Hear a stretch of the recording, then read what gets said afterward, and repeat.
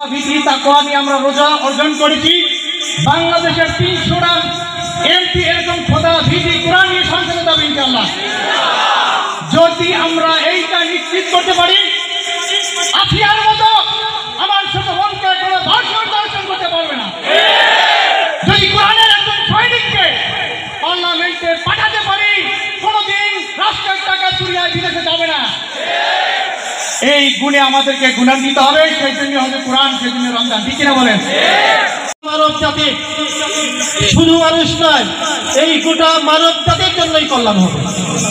কারণ কোরআন যদি কোনো জনপদে প্রতিষ্ঠিত হয়, আল্লাহ বলেন যে আল্লাযীনা মাক্কান্নাহুম ফিল আরদ ফাআকামাস সালাতা ওয়া আতাআস যাকাতা ওয়া আমারা বিল মারুফি ওয়া নাহা আনিল মুনকার।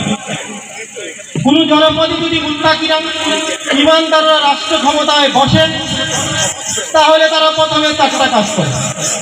একটু খেয়াল করবেন, তারা 4টা কাজ করে। ফাআকামাস সালাতা, তারা নামাজ কায়েম করে। তাহলে আমাদের জীবনের প্রত্যেকটা কাজই তো আল্লাহর ভয় করা উচিত ছিল।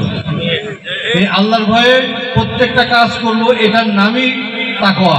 আর যিনি এই তাকওয়ার গুণ অর্জন করবেন, তিনি হবেন মুত্তাকি।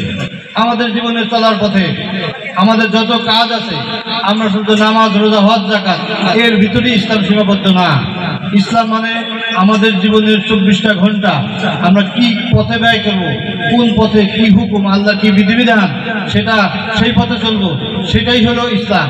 আর সেটার জন্য প্র্যাকটিক্যাল বাস্তবায়ন করার জন্য মুসলমানদের জন্য এই রোজার মাস একটা প্র্যাকটিক্যালের মাস।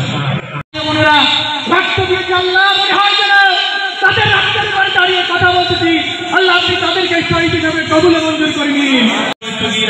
رب ارحمهما كما ربياني صغيرا صلى الله تعالى على خير خلقه ونور عرشه واصحابه اجمعين بسم الله لا اله الا الله محمد رسول الله